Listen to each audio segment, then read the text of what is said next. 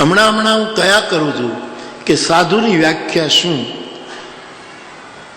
આટલું જેને ના લાગે એનું નામ સાધુ. આ ના લાગે એ શબ્દ યાદ રાખજો. ના લાગે એનું નામ સાધુ. આવી મને એક વ્યાખ્યા સમજણમાં આવવા માંડી છે. આટલું ના લાગે એને સાધુ ગણવું. શું? પહેલું, કોઈ દિવસ જેને ખોટું ના લાગે એને સાધુ સમજવું. રિહાઈ જાય કોઈ દી સાધુ નથી. જેને વાતમાં ખોટું લાગે એને સાધુ નથી. ખોટું ના લાગે એનું નામ સાધુ.